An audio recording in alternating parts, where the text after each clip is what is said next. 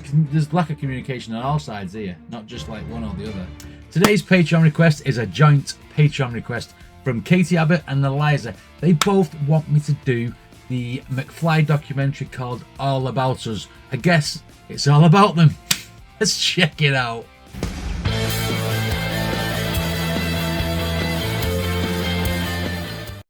I'm really intrigued to see why these guys actually want me to watch this. I'm looking forward to it. I do think these guys are so freaking funny. I'll get it on the right channel first. So unprepared today. Right, McFly, All About Us. Let's go. Right, let's do it. Action. We've been a band for 16 years. Okay. We're best mates. We had 7 number ones, 2 number 1 albums, touring the world. I have the best 3 friends in the world and best bandmates anyone could ever ask for. It goes deeper than just being a band. It's about brotherhood. To be the band of the moment is an amazing experience. I like that because it's showing camaraderie, isn't it? These guys are not just people who were thrown together to make a band, like manufactured stuff. These guys have worked together. They've worked together. There were 7 number ones, man. That is impressive. There's only one way you go from there. I just feel like I've been on the edge of crying for the past hour. I think we all wanted to kind of give everyone that kind of insight into what really happened. Right. Cracks started to form, little things getting swept under the rug. The divide got bigger and bigger and bigger, and you just kind of gave up. We were such a tight bubble, so I would never have believed we'd get to a stage where we weren't talking to each other. Yeah, well, that's you know, if you spend like hours and hours a day every day for weeks and months and years, people are going to start to disagree. It's almost like relationships. You know, you start off, everything's dead good at the beginning, and then as the time wears on, the cracks appear, and you start arguing about petty little things. And I imagine it's the same with a band. You know, it's you can't be all sunshines and rainbows, as to quote Rocky, all the time, can you? So I would never have believed we'd get to a stage where we weren't talking to each other. Yeah. He was gone. It was too late. I've gone from having 2 bands to none at all. Wow. Have I broken up the band? It was important for us to give some context to the fans. Right. They deserve to know what's happened. This is a story about love and heartbreak and highs and lows, and it's about dealing with those things. Yeah. So here we go. It's all about us. Okay. So obviously that's a little bit of a brief synopsis as what this documentary is going to be all about. It's going to be the trials and tribulations of working together or not working together. Let's go. How was that? Natural? Hi. Okay. Danny just jumps over the back of the couch. Hello, I'm Tom Fletcher from the band McFly. I'm Harry Judd, and I'm the drummer in McFly. My name is Dougie Lee Pointer, and I play the bass guitar in a band called McFly. I don't know what I am. What am I, McFly? Joker. So, The Joker. this is how the story starts. I was 17.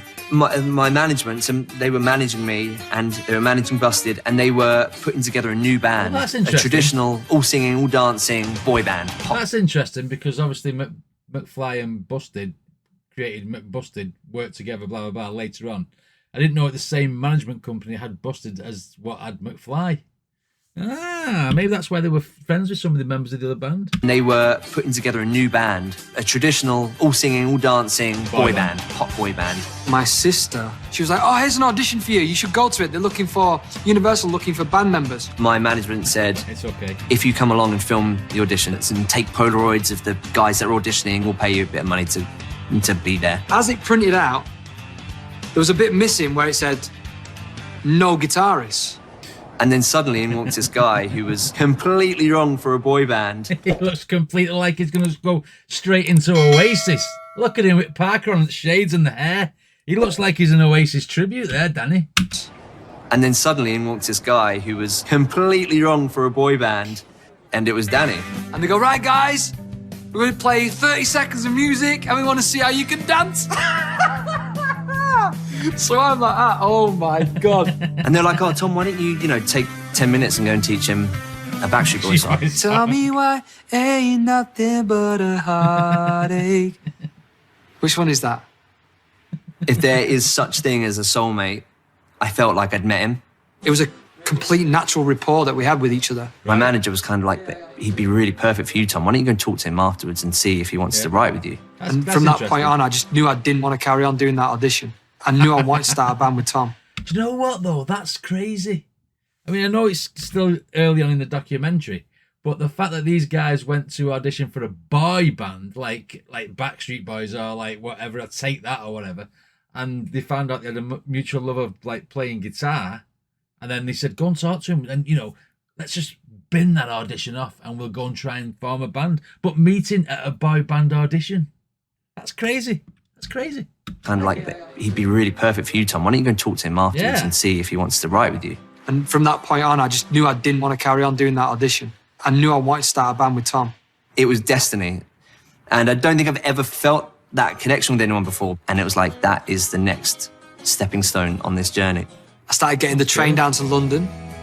We stayed in the Intercontinental. It was just such an easy process with Tom. And it was that point I knew it was like, yeah, we got something here. We got something special. And we just hung out and wrote songs. That's cool. It was just a really fun, creative summer with loads of momentum. Obviously.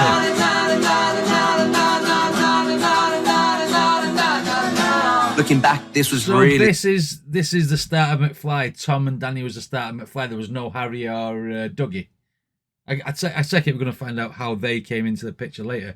Right, so these are two random lads, one from down south, one from up north, because I know Danny's from Bolton, isn't he? A fun, Down creative up the road summer from me. with loads of momentum. Sounds cool, that. Looking back, this was really the kind of discovery of what was going to become McFly. Really good harmonies as well. Song after song after song after song, it felt like we just created, that became our sound, but we were missing the rest of the band. And so we just started holding auditions for drummers and bass players. Got there really early. I threw up in a bin because I was so nervous. I mean, I was 15 then. This dude walks in with his blonde fringe into his eyes. I couldn't even see his eyes. And I'm thinking, who's this guy? Looks like he's from South Park. I love how descriptive that was from Danny. Manager, Fletch, was like, yeah, okay, don't know what we're going to do. Play something pop. And it just threw him, I think. And I was like, oh, wait. I learned the bass line to Billie Jean. Okay, here we go. Bum, bum, bum, bum, bum, bum, bum. Bum, bum, bum, bum, bum, bum, bum. You can imagine it. Oh, crap, that's the only bit I learned. Like, in my memory, it's an eternity. It goes on and on and on. Until Fletch was like, yeah, we'll be in touch. Not. That was it. Like, that was his chance. Just being like, I thought he was going to be really good. You know, and then, you know, a little bit later in the day, you get Harry who walks in, who is like the polar Before we go into Harry, I mean, can you imagine being the bass player and saying you can do Billie Jean and it only does the first riff? Is that we'll be in touch? How the hell did they employ him then after that? I'm really, really intrigued to see what that is. And, you know, a little bit later in the day, you get Harry who walks in, who is like the polar opposite to Dougie. And I was like, hi, my name's Harry. I've been playing the drums for 2 years. And he's like, right, I'm Harry, yeah. I'm going, whoa, dude. You know, he like brings up his chair really close to the audition table. Like, I think in my memory, he swings the chair around and sits on it kind of backwards. Like, who does that? Harry. Harry Judd does that. And he starts playing drums like, oh, he's a decent drummer though, he's a decent drummer. I mean, I could never be that confident now. 2 weeks later. It could never be that confident now because youth, you have no fear. You have no pressures. You're just like, oh, bang the drums, blah, blah, blah. As soon as you get established into a band and then you get fans and stuff, you'd probably be more nervous. Do you know what I mean? That's what I think. Anyway, because you've got a larger audience watching you instead of you just going to an audition room and like banging them drums. I mean, I could never be that confident now.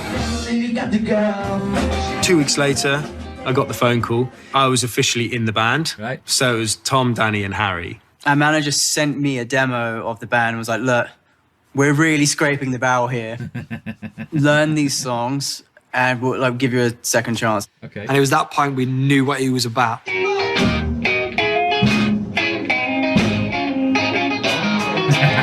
can't believe they're watching it back.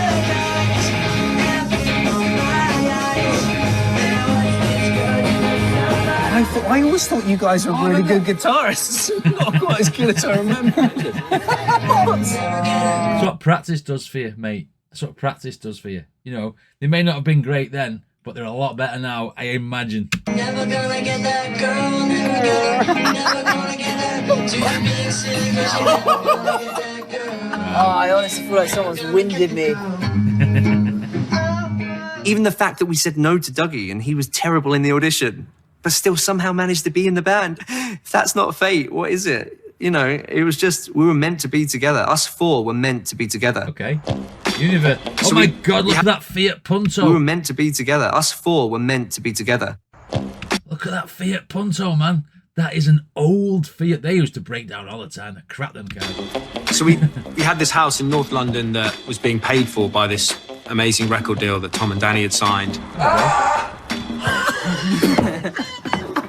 Living in the band house, looking back, was like just the most ridiculously fun time of my Because you know what's life. coming. You know, kids. I just turned 18. Danny was 17. Harry was 17. Wow. We were so not ready to live alone. We weren't really into going out partying, especially with Dougie as well, because he was too young to go out. They were older, and the guys totally looked after me. Harry taught me how to shave. I mean, a couple of them were like bad influences in other areas. What do 17-year-olds do when they've got a house to themselves? We just stayed up all night. It was like, we don't have to go to bed. I mean, it was disgusting. We had maggots in the bin and cockroaches. Wow. I mean, it was a lovely house, but we destroyed it. Yeah. We're not allowed to go back and visit. It's why we're not back there for this show.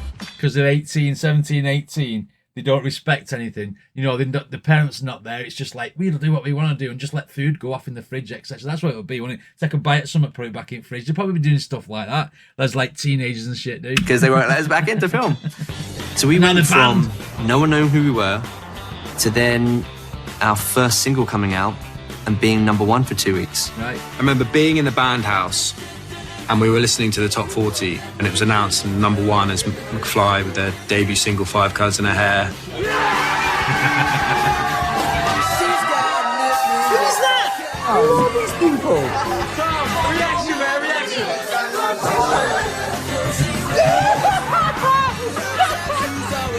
And suddenly, people knew who we were. Like, literally overnight. Please welcome McFly. Can you imagine sitting there waiting for the top 40 and your song gets to #1? That would be one of the best feelings ever. And especially at that age as well. Do you know what I mean? Some people don't get #1s at all. Some people don't get #1s till they're like older. You know what I mean? Or mature band. But I mean, like this overnight like sensation. People knew who we were. Like, literally overnight. Please welcome McFly. McFly. It's McFly! It's McFly! I remember going to CD UK for the first time. CD UK, wow. I remember thinking this is going to be so embarrassing because no one's going to know who we are. But all these girls were like really reacting to us and they didn't seem to care about the other boy bands. And it was like, oh, okay, this is cool. We didn't even know how good that was. If I was #1 for 2 weeks now, I'd be walking outside all day. I won't go home. Okay. Walking around like that. Look at me. Billy Big Balls. Then our second single went to #1. And then our album came out and our album was #1. And then our tour sold out. It felt like nothing could go wrong. As much as it's fun, you also have worked really hard. Because when you are suddenly #1, then your schedule is full. Yeah. Like, we did not stop. Because everyone wants a piece of the pie. You've got like promoters, you've got like signing days, you've got radio shows, you've got TV interviews. Everyone wants a piece of the new sensation because they want their ratings to go up as well. And it's like trends. Everyone jumps on trends, don't they? And McFly trending at that time means your diary's now full. suddenly being in Japan, you know, and meeting these Japanese fans, and in South America having hundreds of people at the airport, thinking, how do they even know who we are? Yeah. One girl like knocked on the door and pretended to be a stripper, and 16-year-old me just like did not know what the hell to do. They used to send some mad things. You know, who doesn't want get your boxes off. a tenor lady with a note on it saying how much they love you through the post? You know, it makes your day. You know, I can see how incredibly lucky we were to have that craziness, because that is 1 in a million. The winner is definitely McFly. Last year it was Busted, and this year McFly snatched the pop award away from the competition. With sideburns. How come my sideburns? Why didn't no one say anything? Why did no one say Look at it! I'd just like to say a massive thank you. 7 number ones, 2 number 1 albums. Sideburns. You know, we were touring the world. I'm just grateful that I could share it with my mates, with my band. That's what it's all about. The band of the moment is an amazing experience. You know, we were inseparable, and so I would never have believed we'd get to a stage where we weren't talking to each other. Yeah. Every up comes with a down at some point, doesn't it? You know what I mean? What goes up must come down, and the cracks will appear, because it's not just the fact that you're spending time with each other all the time. You're not getting a lot of sleep because you're doing all the interviews and radio and, you know, everything. And that comes with, like, obviously suddenly being really, really busy. You're not getting that time in the house to be jumping about and, you know, goofing off. Anyway, so you just get everything thrown at you at once, and the cracks will appear. I understand. And he just said, you know look, what I'm saying is, if you're going to carry on and do the band right now, serious, then I'm out. You've got to be serious, haven't you?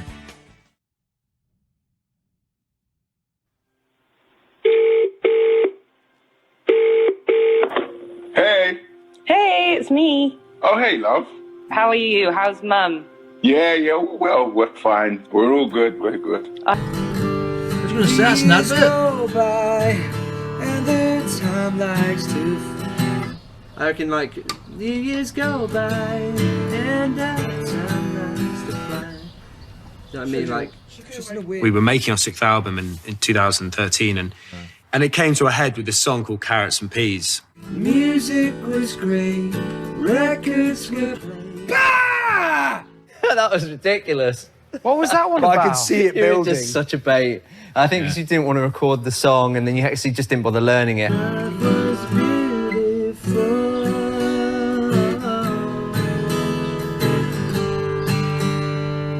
Yeah, I need a break before thinking it.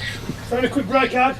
How I see it. Tom doesn't look very happy there, does he? He's seen Danny there as being a little bit unprofessional, I think, because he didn't want to learn it, he wants to take a break, blah, blah, blah. It's probably, you can see the disappointment in his face. Yeah, I need a break before thinking it. Find a quick break, Ad. How I see it is that our band was going through some kind of second stage of puberty. Right, yeah. We'd had our run of being like right at the very top and couldn't do any wrong. And by this point, you know, you've got the new younger bands coming through. You know, you got One Direction, Evolutions, and the Vamps, who are kind of compared to you, being like, they're the new you. Be like, God, we've got to that point already. That was quick. And you imagine that creeps up on you.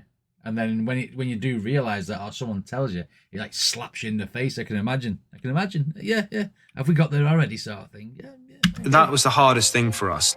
Accepting, okay, maybe we're not quite selling as many tickets as we were. We're not just going straight to number 1 every time. I lost sight of, and with my bandmates making music that I love, I was actually focused on how to write a song that's going to be number 1 again. How do we? That's what happens. You get tarnished. You stop doing the thing you love for the reason you started like loving it in the first place, because you got a taste of the success. You then think, I need to write a song as good as that last number 1. And you know what? I get it, because it's on a smaller scale. YouTube is the same, because you do a video that's dead popular and then gets loads of like thousands of views. You think, I'll make another one of them, and then it tanks. You're like, what? You know what I mean? It's exactly the same concept, but on a different scale. Do you know what I mean? It's I get it totally. Make an album that's going to give us a sellout tour again. Yeah. How do we become the band that everyone screams the loudest for at these shows again? We then went through that stage where the songs were overthought and they just weren't as good. I feel like that was the start of me becoming really difficult to be in a band with, because I'd assumed this role of the leader of the band. And so, there was a bit of tension, I think, for Danny. He sometimes felt like not listened to. It always felt like, Danny and Dougie, they'll get over it, or they're easy to please. But it weren't. It was deeper than that. It was like we felt so frustrated. The amount I used to say, or the way I felt, and it never got heard. Tom and I actually had quite... I can imagine that. Because if you get like a leader who was not actually nominated as a leader, but suddenly it feels like you've got a leader sort of thing. Maybe Tom's the main songwriter, I don't know. I know Danny writes songs as well, but you got to take into consideration that the band started with Tom and Danny, like at the beginning of this documentary. Started with them two, didn't it? You know what I mean? So they should have an equal say on leadership or songwriting, because they've lost the love of making the songs for what they love, as opposed to let's try and make another hit record. This is where the tension lies, because now you're trying too hard. That's exactly what Tom said, we're trying too hard.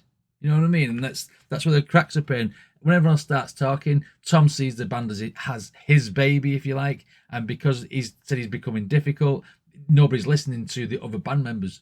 That's what's happening here. I can see that now with what they're all saying. The amount I used to say, or the way I felt, and it never got heard. Yeah. Tom and I actually had quite a turbulent relationship in the first part of being in McFly. Yeah. We kind of wanted to lead naturally, and Danny and Dougie were a lot more laid back and kind of just went along with things. I was awful to Harry back in the day, because I was like, especially musically, because I had this vision of what the sound was going to be and how the drums should go, and we'd end up screaming at each other, but it was creative arguments, but we'd argue, and then we'd go home and play video games and order pizza. But that never happened with Dougie. He would never lose his temper. He just let it bubble up. He does seem for that years way. and years. He does seem that way, Dougie. His face is pretty much, from what I've seen, is pretty much expressionless. I mean, he gets the odd thing here and there, but he's got one of them people whose face lacks emotion. Do you know what I mean? He just looks the same all the time, whether he's happy, whether he's sad, whether he's whatever. You know what I mean? He's pulling the same face. I always remember that about Dougie's first time he went to rehab, and we were in a car park, and he said, "Lads, I'm going to check myself in tonight." And I just felt so overwhelming, like, wow, when you're so close to someone like that, and it's like you think you know everything about them, and then suddenly they've got this huge weight on their shoulders and challenging addiction and all that. I really, really struggle with confrontation. Maybe like when I was in my early 20s, through things going on in my life, I went to rehab and learned that I can't just keep putting yourself in situations that you find uncomfortable. It was me being like super, super submissive that had driven me into rehab, so I had to stop being like that, which was the hardest thing. As lads, we were good at... When you're submissive, you let people walk on you. You go with the flow too much. And then because you don't stick up for yourself, like I say, people just walk on and then they take advantage of you. I get that totally. I do. To rehab, so I had to stop being like that, which was the hardest thing. As lads, we were good at talking, but we weren't very good at communicating, emotionally talking. Well, okay. People were just like sitting on issues and probably building resentments. Yeah, little things getting swept under the rug. I've just started to get it. Now you can see a little hump in the rug where there's so much crap under there. Yeah. We would not really communicate because we love each other and we never wanted to really hurt each other. I remember Tom and Dougie talking about this idea. I was like, why are they talking about something that's really exciting that I'm not involved in? And that was like, whoa, the dynamics changed a bit, because I was like, I thought we were like together on everything. Feels like you're being pushed out. The Dinosaur That Pooped Christmas, The Dinosaur That Pooped Out of Planet. These are great books. My son has them. But the trouble with bottling things up or sweeping them under the rug is it gets bigger. And now what happens there is, if you don't talk it out straight away, you're talking, aren't you? If you talk it out straight away, you're talking. If it builds and builds and builds and builds and builds, you end up with resentment building. Instead of talking about it when it comes to a head, you're screaming at each other, aren't you? You know what I mean? always lay your cards on the table. Wear your heart on your sleeve, as they say. You know what I mean? Because you should always, if you disagree with something, say. Don't just, oh, okay, I'll say something next time. Then it never comes, then it comes to a head, like I said, and you, next thing you're arguing or fighting. That was like, whoa, the dynamics changed a bit, because I was like, oh, I thought we were like together on everything. I was writing this book with Dougie, and I didn't ever tell Danny I was going to do that. Not that I felt like I had to ask his permission, but deep down I knew I should have like communicated that to him. Yeah. Because he, you know, I don't know if he would have cared about it, but it would have been nice for him to know. I think the main thing about the book was just feeling uninvolved, like uninvited. Yeah, because we always did everything together. I like that about us. And that was the first kind of thing that it was like, okay, maybe we don't do everything together. It's the stuff when we don't argue. That's when we ran into trouble. Yeah, it's when we didn't communicate and we didn't do the shouting and we didn't do that. You know, that's when it was really difficult. McBusted was hugely successful and it sorted out a lot of the problems, but it just kind of covered over the cracks. Too much jumping. Too much jumping. One day when I came home at lunchtime, I heard a fight. Went out to the backyard to find out if it was one of those rowdy boys. McBusted was rad. Absolutely love Matt and James. Yeah. We've always had that connection with Busted anyway, so doing McBusted was just like inviting a different group of mates over to play.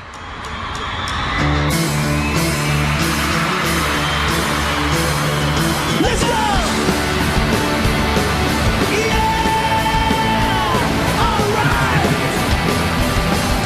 We were back in our comfort zone. You know, we were selling out arenas and we were reliving our glory days. And not many people get to do that. We all got together that morning when the tour went on sale, and we got the call to be like, all 11 shows have sold out. They're going to put more on. And then they sold out. And that's because the gimmick came in. You know what I mean? Because it's McFly and Busted, who's probably gone a little bit stale by then. If we make the supergroup, you can get two fan bases coming together, which means they'll be very, very curious about how this is gonna look or sound, etc. So obviously, the gimmick has been put together, and it's a stroke of genius by the sound of it. You know what I mean? And you know, two sets of fan bases, you're gonna sell out. They put more on, and then they sold out, and then we got a call around midday on that day. We got a call saying like, "You've been offered to headline Hyde Park in the summer," and we're just like, "What?" That was sick. That was like beyond anything that I ever thought I'd ever do. Wow, look at that. A lot of I'd achieved one of the dreams I had as a kid, which was play the same stage as Bruce Springsteen. And then we just kind of did it as a band, and it was a massive, overwhelming day, that.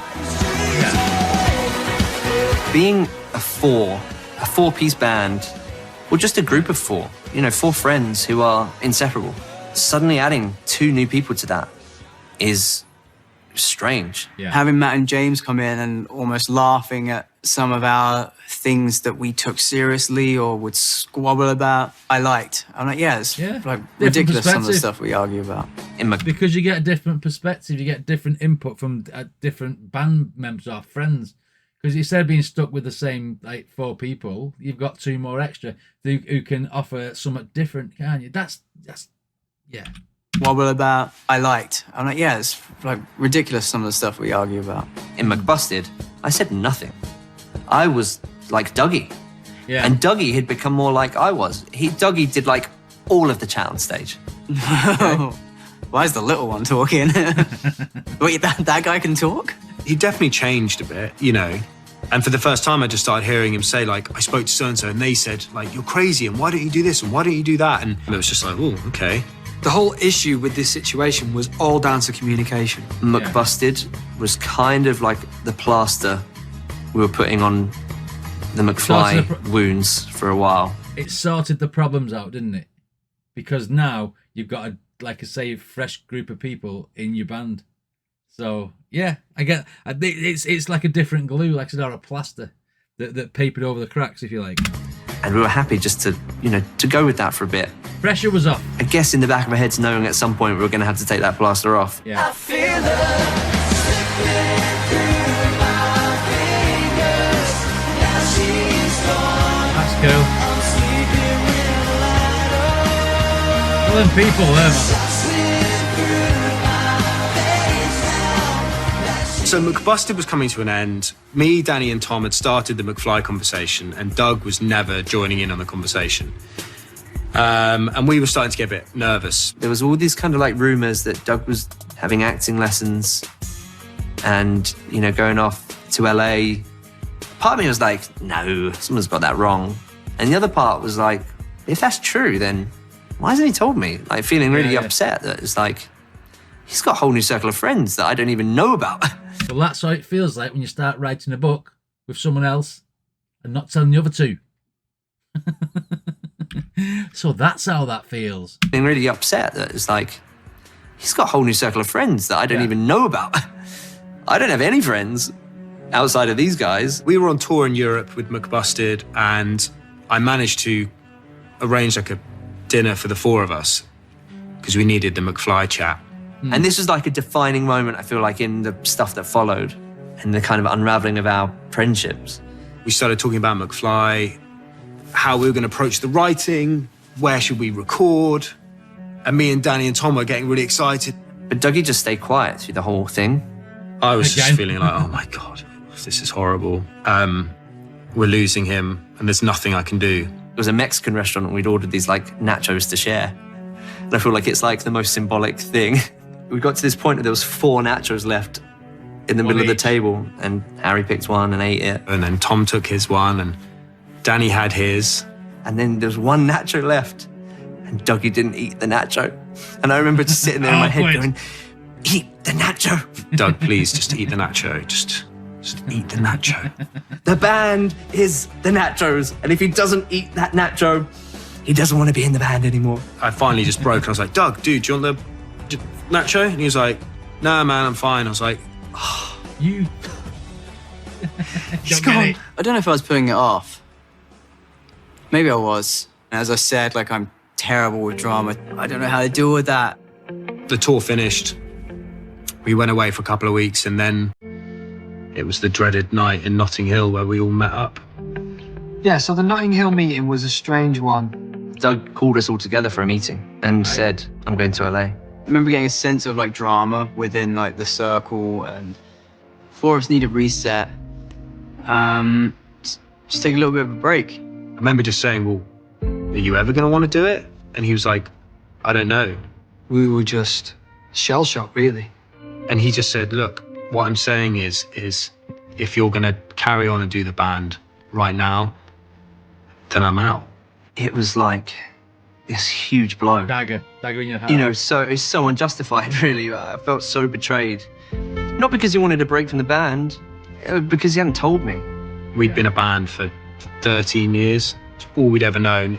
It was everything to us. And suddenly it was like, for the first time, it was gone. An hour ago, we were in 2 bands, McBusted and McFly, and now we have nothing, and we're a band member down.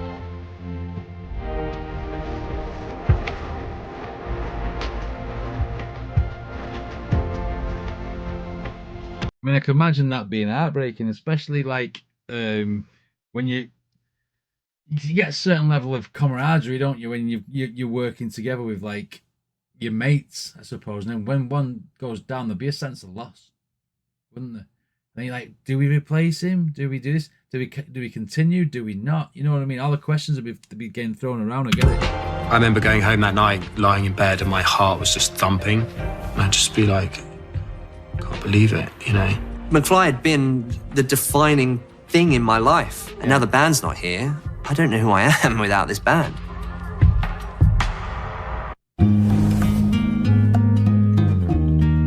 It was everything, and we'd been a band for 13 years. Yeah. It was everything, and suddenly it was gone. You know, McFly is literally ingrained in my bones, and it runs through my veins. You know, I was Tom from McFly. And it just kind of suddenly felt like I've lost all sense of identity. Me saying I wanted to have a break had the complete opposite reaction to what I thought it was gonna. There was so much drama attached to it. And I'm like, and nothing, oh nothing is going right. Me and Harry went over to The thing is, though, if 3 of you want to make the music and one doesn't, and he's only telling them last minute, it's going to be a massive shock, isn't it? You know what I mean? And it's a culture shock as well. Oh, nothing is going right. Me and Harry went over to Danny's to try to plan, formulate what we're going to do next. And there was a definite, sense of us three uniting, and Dougie had alienated himself. Me and Danny were like, let's just carry on without him. And Tune. Because I was so cross, and Tom was just like, guys, come on. McFly is us four, Yeah. We can't do it without Doug. And, I'd look around my house and there was like the discs from our albums and pictures from tours and the awards that we'd won on the shelves. And every time you look at them, it's a constant reminder of what you don't have anymore. Yeah. So I just took McFly down and put it out of my life. I felt totally insecure, like, what am I good for? Without this band, I'm nothing. I was already writing books, ironically, with Dougie before this point. But I was like, do you know what? I don't want to do any other band. I'm going to focus on writing. And I thought, you've got to just get on with it. And in the hope that he's going to come back, write these songs, get them all down, get them in the pipeline in case he comes back. And if not, you've got to find another bass player. As hard as that sounds, you'd have to do it, wouldn't you? Especially if you want to continue. Do any other band, I'm going to focus on writing. And I thought, you've got to just get on with it. And I did some things and it was fun. I had some amazing experiences that I'm very grateful for. But I spend most of my time talking about McFly. I coped with the break by doing a solo tour, solo music. And then obviously the Voice Kids. I think the boys found it hard that I was doing music, but that's all I knew what to do. If your band's sort of disbanded, then they should have been happy for him that he's doing some sort of music. Like I say, he's doing some solo tours and going on The Voice, you know what I mean? It's why not? Why not? If you disbanded and you if Tom's just gonna write, etc., do what you've got to do. My instinct on that was that, well, if he's doing a solo album, that's McFly's over.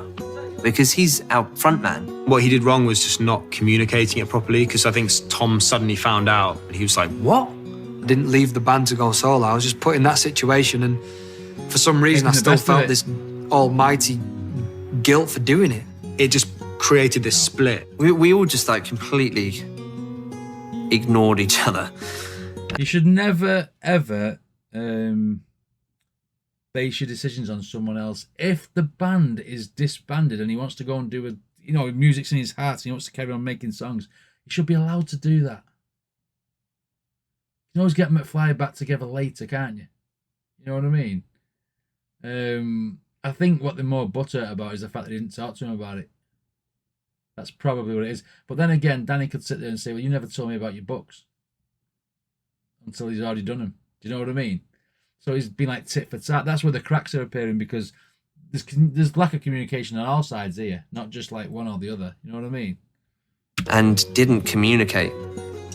Just remember feeling like we've fallen into like some weird parallel universe where everything's wrong, and felt like another nail in the coffin for McFly.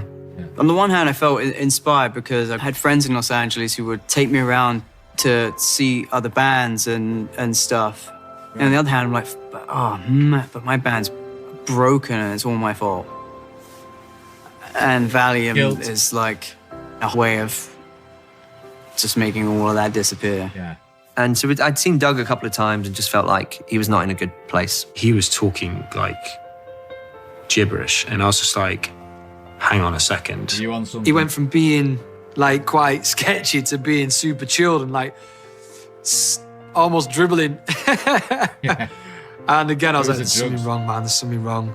He's on something.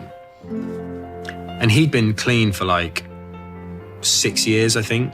The other guys noticed and worked out pretty quickly that I was on something. Yeah. And it just became, pretty clear that he was in need of a bit of help. Yeah. And just suddenly it's like everything's irrelevant. All the issues are irrelevant. Yeah. Having been... Yeah, that's it. You sort yourselves out. You sort your friends out before your career or anything. Because obviously, everything goes out the window when one of you... It's like one of your soldiers, isn't it? You know what I mean? You look after your own troops, if you like. It's that type of scenario, but in music. You know what I mean? She's a bandmate. You just put everything to one side and let's get that guy some help. We can put the music on the back burners and get him the help that he needs. Right, I didn't realise that it was Valium he was taking. Wow, no wonder he was dribbling. Let's go. It's like everything's irrelevant. All the issues are irrelevant. Having been so angry at Dougie for a couple of years, and then suddenly seeing him go through all that again, I felt really sad. I was so close to him and I didn't even notice. He was so good at hiding it from me. And that's what's scary about it. You know, it was a big kind of wake-up call for us all, I think. Because we were like, we've not been there for each other. He's my best friend, and I didn't even know he was struggling. Yeah. I said to him, listen, don't freak out, mate, but I know you're taking something. Is everything okay? So and then he sort of told me what he'd been taking. He was like at that lethal dosage. And that's the closest I've come, I think, to really losing myself. You know, we'd been through it before with Doug, and so we kind of knew how to deal with it this time. I flew out to this rehab and began a really horrible detox program, which is like, yeah, going to hell and back. I remember feeling really upset and just thinking, oh, I feel so sorry for Dougie. So it's quite hard to explain. It was the weirdest time, like, what was that, my late 20s, just gone. But there was this like realization of McFly is like non-existent anymore. Like, what the hell is going on? I remember as well just telling him, like, dude, we're always going to be there. You know, just like he would be for us. I guess that was kind of an amazing feeling that no matter like what was kind of going on with the band, that just kind of got pushed to the side for a second. Because with Dougie, you know, he moved in at 15, his parents split up. We were his family. We were all each other's family, really, but probably more so with Dougie. I didn't know his parents had split up. You know what I mean? That is a lot to contend with at 15 years old. Never mind battling with your own demons and being the youngest in the band, etc. Wow. Split up. We were his family. We were all each other's family, really, but probably more so with Dougie. Because we were all he'd ever had to cling on to when there was tough things going on in his life. One day we'll watch us back with our grandchildren. Our grandchildren. So he went to rehab and obviously isn't really allowed to talk to you. And his counsellor messaged me, and as part of his recovery, someone had to write him a letter. Someone that meant a lot to him. And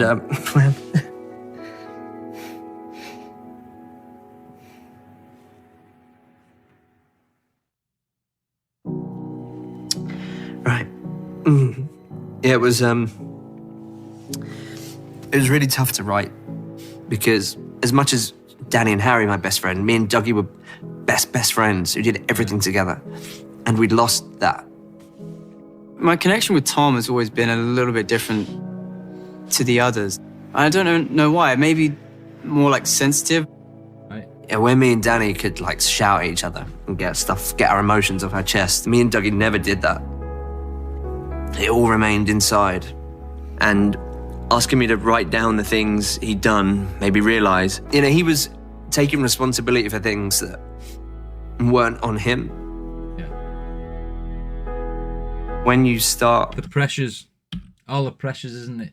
And all this, but obviously Dougie ended up broken by this, and it's only when he's wrote this stuff down and realised that the pressure is of the band and the whole thing with it, like the whole scenario, the band comes second, doesn't it?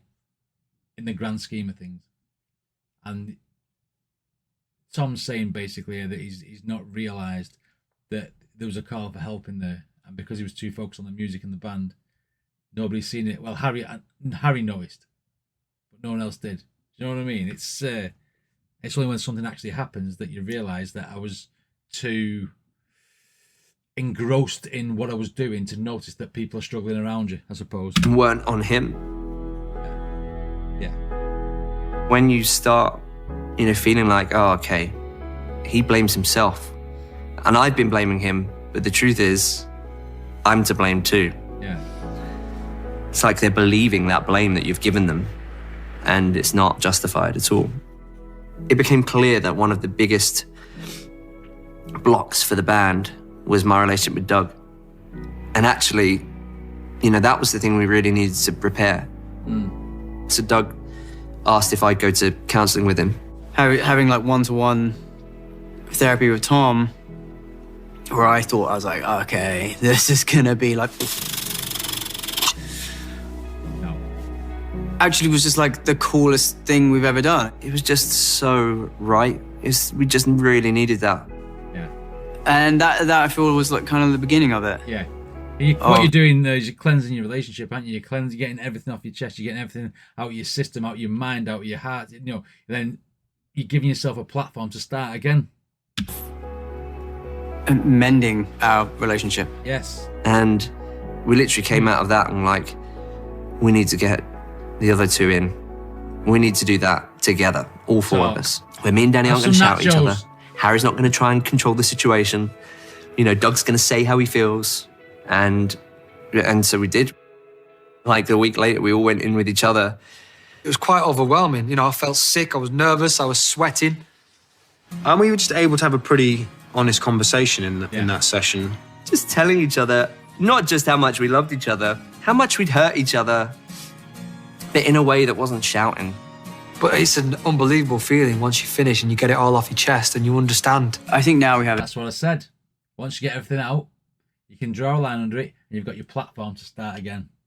A way deeper respect for each other. Yeah. Like we came out and I was like, oh my God, why didn't we do that 5 years ago? You know? I think once that session was done, it was like, right, let's just get on with it now, you know? I was literally like a racehorse ready to go. Like I'm stuck in the cage on the, you know, at Newmarket like that. I'm ready to go, let me go. There's a kind of unspoken fifth member to this band, which is our manager, Fletch. He then sent us all a message asking if we'd all get together for dinner at this hotel. And he just went, so. Guys, I've booked the O2. Who's in? And it was just this surreal moment. Caught us all off guard. Who doesn't want to play the O2? Danny, you in? Big stadium, big Danny, you stadium. in? Harry, you in? Yeah, I'm in, mate. Tom, you in? Yeah, I'm in. McFly's alive again, more than ever. It's like you've got your life back, you know. It's a good feeling. It's so strange because from that day on, it was like nothing. Sold out because they've been away for a bit. You know what I mean? People take you for granted if you're hanging around too long in the music industry, don't they?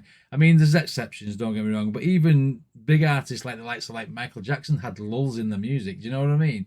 Where people weren't buying as much as they used to.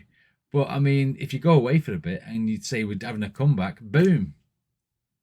But with today's culture, with like Spotify and like YouTube music, stuff like that, once that band comes back, people start remembering the older songs, start listening to the older songs, and all them start charting again, don't they? So, like again, talking about trends, yeah, and that's basically what's happening here. That's why it's sold out and they're selling more tickets again, because they've been away. It's so strange because from that day on, it was like nothing had happened.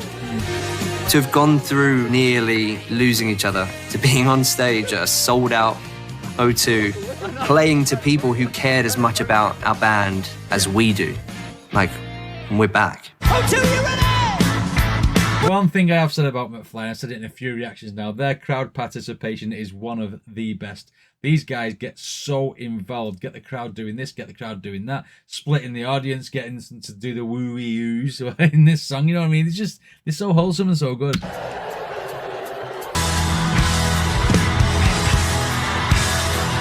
Them suits are amazing.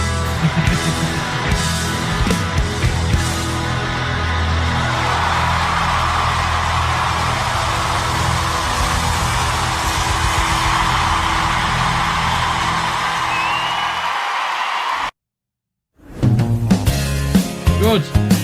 About to skip it then. The best time I can remember being in the band is now. It feels fresh again. It feels like something new. Honestly, one of the most enjoyable things for our band to do is write songs at the moment. You know, my wife says, oh, how was work? I says, yeah, just spent all day laughing, you know. We were just back to messing around. And that's because you've had the hiatus. That's because you've realised what's important. That's because you've grown up a little bit. And that's because you realised that you had a friend in need that, you know, you're never going to take for granted again. And that's what I mean. What they're going to do now probably is start making music that they love again, as opposed to music that's going to be like chart topping. You know what I mean? They probably don't care about that as much now because they just want everyone to be happy and doing the thing they love, which is obviously playing music in McFly. Being us four at our best. I love the music, I love the fans, and I love the band. We had our first photo shoot together, 4 of us. I just feel like I've been on the edge of crying for the past hour. I guess what's making me actually upset is that first day we were back together. Like, we just spent the whole day. We just spent the whole day laughing into words. What this band means to me, you know. We all needed a break from each other. Yeah. And none of us knew that. But Doug knew. Yeah. Dougie did nothing wrong. And that's the biggest lesson that we've taken from this. And looking back, that break was one of the best things we've ever done. It's all I really know. And it's all I really want to know. I now don't really have any interest in being anything else other than Dougie from McFly. McFly is just us four. And when we're friends, it will be there forever. Oh, here we are. We're going to do a very special gig for our family and friends. I'm looking forward to the kids seeing it. Yeah, Cooper's he doesn't know what to do. It's his first McFly show. It's going to be his first one. Same for Lola and Kit as well. Really? Yeah. I haven't told Buzz yet. He's going to be so excited.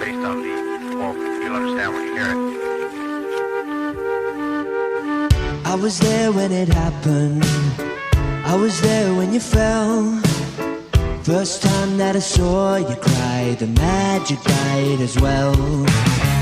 I remember you told me, kid, go give him hell. I still want a guitar that lights up like Dougie's bass, because those fret marker lights just look cool. I want a guitar that does exactly the same thing. Is this song wrote about? Because I'm listening to the lyrics and stuff. Is this what they're? Will it all come to a head with Dougie? Is this what it means? We're going to sort this out. Is this what this song is about? Is it about Dougie's like cry for help? I suppose that's what it feels like. Anyway, let me know in the comments if I'm right about that. I feel like it's relevant that they're playing it all the way through in this part of the show as well.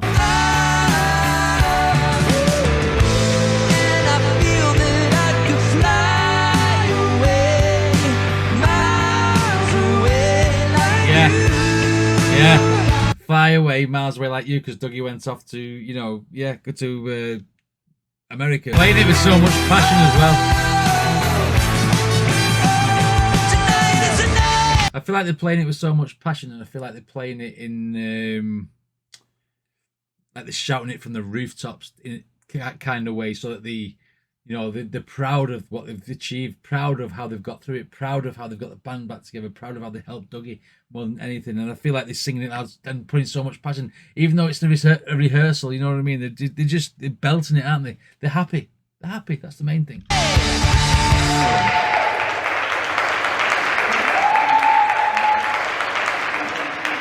So obviously, the year hasn't gone to plan for anyone. And we're meant to be touring a lot this year and playing some shows. So it means so much to us to be able to play a show today for possibly the toughest audience in the world, our kids and our families, but it's extremely special. So thank you all for being here to listen to us all play. You ready for a song? I misjudged McFly a lot. I thought they were just like a one-trick pony band, and they were like, I've said it in a few reactions, I thought they were just like a cheesy pop indie rock band.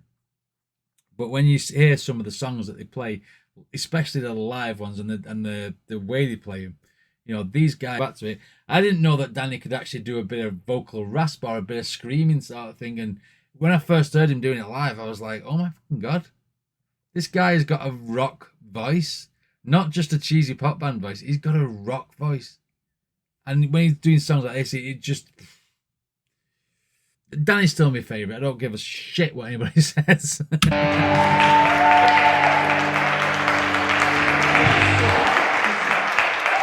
The thing that we felt this incredible amount of guilt and responsibility for was that we never told anyone what was going on and didn't give the fans any explanation. Yeah. And I just want to tell this story. It's about love and heartbreak and highs and lows, and it's about dealing with those things, and that's what life's about. The honest truth is all these things have made us stronger and better and closer. It goes deeper than just being a band. It's about brotherhood. I have the best 3 friends in the world and best bandmates anyone could ever ask for. I used to have sleepless nights thinking about how to write another #1. And, now what would give me sleepless nights is...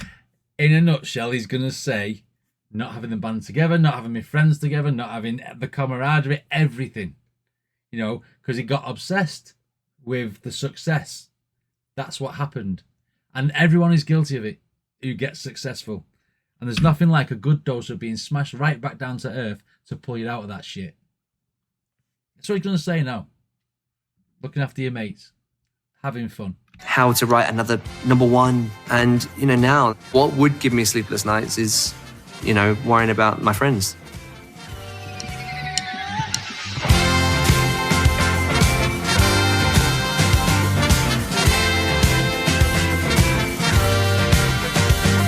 Stepping out my front door, don't know what I left for. Could have stayed in bed with you all day. I'm already calling, I love it when we're talking. I just want your voice inside my brain. I never thought a guy like me would find it. I would repeat it if I could rewind it. I guess the only way I could describe it, it's like hearing a love song and jumping inside it. So this is happiness. Yeah, this is happiness. If this is happiness, I don't mind having this. So this is happiness. Yeah, this is You do write good songs, though. If this is happiness, I don't mind having this. Got me in a bubble, oblivious to trouble. Right now there's no one else I'd rather be. I'm not saying that I'm perfect, I don't think that I deserve it. I guess there's something in me I don't see. I never thought a guy like me would find it. I would repeat it if I could rewind it. Love song. I guess the only way I could describe it, it's like hearing a love song jumping inside it. So this is happiness. Yeah, this is happiness. If this is happiness, I don't mind having it. So this is happiness. Yeah, this is happiness.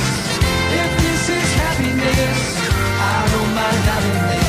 Na, na, na, na, na. Na, na, na, na, na, na, na, na, na, na, na. Na, na, na, na, na. Na, na, na, na, na, na, na, na, na. Kids are loving it as well. I guess the only way I could describe it, it's like hearing a love song jumping inside it. So this is happiness. Yeah, This is a very, very, very feel-good song. This is a song that puts you in a good mood. Maybe they play this did they play this at the end of the concert so that people go home happy? I mean, they probably go home happy anyway because McFly is very, very upbeat. And they have a couple of songs here and there where it's like a bit more sinister sounding, whatever, or like rock. But I mean, this sort of stuff, it can't help but put you in a good mood. if this is happiness, I don't mind having this. So this is happiness. Yeah, this is happiness. If this is happiness, I don't mind having this. Na, na, na, na, na. Na, na, na, na, na, na, na, na, na, na, na. I don't mind having this. Na, na, na, na, na. Na, na, na, na, na, na, na, na, na, na, na. I don't mind having this.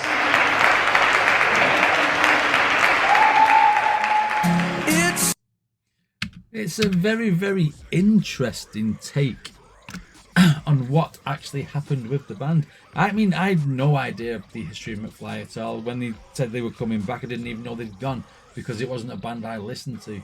But I mean, going from the beginning and working all the way through to now, through the documentary, it was very, very insightful. It was very behind the scenes. There was a lot of roller coaster of emotion in there from everybody in the band. And then the camaraderie of pulling together when one of your band members are hurting or, you know, struggling with something. It was just so good to watch.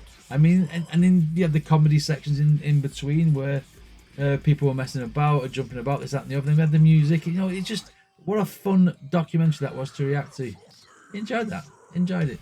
Anyway, what did you guys think of this reaction? Let me know in the comments. Don't forget to check out any more videos from McFly up there. I've been watching this for a long time. I can't focus now. Don't forget to subscribe. I'll see you on the next video.